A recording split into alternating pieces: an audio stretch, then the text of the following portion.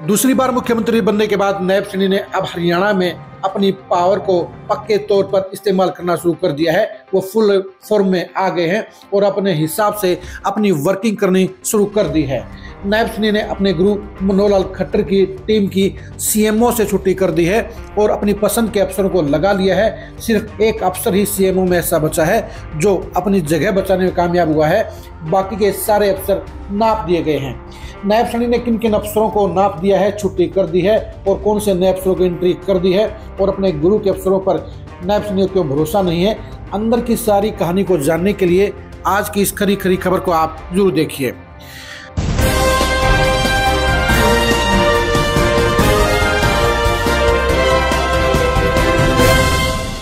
मुख्यमंत्री पद की शपथ लेने के 40 दिन के बाद अब नायब सैनी पूरी पावर के साथ वर्किंग में आ गए हैं। नायब सैनी ने सीएमओ के पूरे सिस्टम को बदल डाला है, यानी सीएमओ के सारे बड़े अफसरों को खुद डिलाइन कर दिया है, उनकी जगह नए अफसरों की तैनाती कर दी है। सिर्फ राजेश खुल्लर ही ऐसे हैं जो बचे रह गए हैं, यानी नायब सैनी को अपने गुरु मनोहर लाल खट्टर की टीम पर विश्वास नहीं है, भरोसा नहीं है, इसलिए उनको छुट्टी करके अब अपने हिसाब के अफसरों को जिम्मेदारी दे दी है, सीएमओ में बैठाने का काम किया है। सिर्फ राजेश खुल्लर ही मुख्य प्रधान सचिव की पोस्ट के ऊपर बचे हुए हैं, यानी वो मनोहर लाल खट्टर की तरह नायब सैनी की सरकार में भी सबसे बड़े अफसर के तौर पर काम कर रहे हैं। रिटायर होने के बाद भी स्पेशल पोस्ट क्रिएट करके राजेश खुल्लर को ये पोस्ट दी गई है, उनको हिलाने का काम नायब सैनी अंजाम नहीं दे पाए हैं।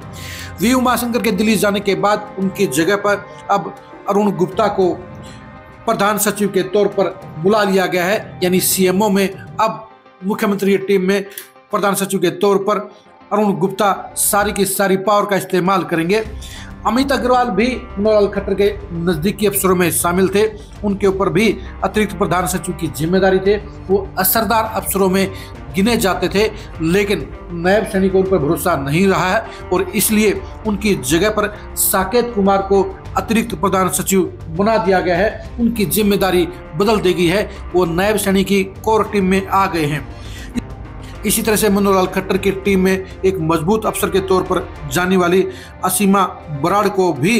हटा दिया गया है और उनकी जगह यशपाल को जिम्मेदारी दे दी गई है। यानी कहा जा सकता है कि नायब सैनी अब अपने हिसाब से अपनी सरकार चलाएंगे, अपने हिसाब से अपने अफसरों को लगाने लग गए हैं और वो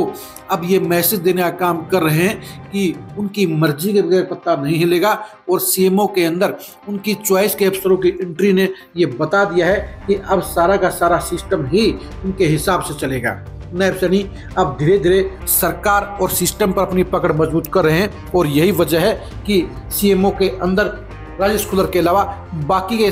सारे टॉप के अफसर नए आ गए हैं और नए अफसरों के साथ नई टीम के साथ नायब सैनी अब उस ठप्पे को हटाने का प्रयास कर रहे हैं जिसमें प्रचार हो रहा था कि नायब सैनी मनोहर लाल खट्टर की छाया में काम कर रहे हैं, उनके आदेशों के तहत काम कर रहे हैं, उनके